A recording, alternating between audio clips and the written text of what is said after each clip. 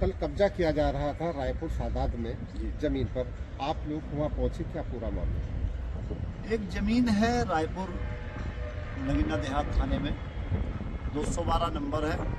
उसको दो पक्ष अपनी अपनी जमीन बता रहे हैं। एक पक्ष का कहना है कि खसरे खतौनी में हमारे नाम है, दूसरे पक्ष का ये कहना है कि ये जमीन 1970 में हम दे दी गई थी, जिसका एक स्टाम्प लिखा हुआ है और तमाम कोर्टों में इनके द्वारा एफिडेविट दिए हुए हैं कि ये ज़मीन हम बेच चुके हैं। उस ज़मीन को उस खतौनी के आधार पर पुलिस प्रशासन ज़बरदस्ती कब्जा करवाने का वहाँ प्रयास कर रहा था, जबकि पुलिस का कोई काम कब्जा करवाने का, किसी को हटवाने का या दिलवाने का नहीं होता।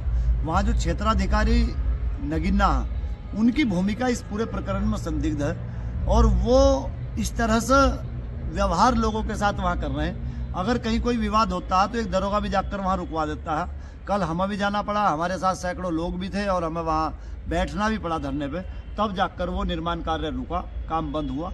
सीओ की भूमिका इस पूरे प्रकरण में, चूंकि वो बहुत महंगी जमीन है, तो ऐसा लगता है कि सीओ क्षेत्राधिकारी जो नगीना है वो कुछ इसकी मिली भगत है, उसमें सीओ नगीना की जांच होनी चाहिए पूरे प्रकरण में, क्यों इस तरह की भूमिका वो अदा कर रहे हैं। और कोई वहाँ सांप्रदायिक माहौल पैदा करने की कोशिश की जा रही थी, इस तरह की कोशिशें नहीं होनी चाहिए। अब जब दोनों को बैठा कर वहाँ उप जिलाधिकारी के मध्यस्थता में दोनों में समझौते के प्रयास किए जा रहे हैं। समझौता अगर दोनों में हो जाता, कोई तय हो जाता तो ठीक, अच्छी बात है, और नहीं होता तो पुलिस प्रशासन को जो कानून का पालन करना चाहिए, इस तरह से किसी का कब्जा नहीं करना चाहिए।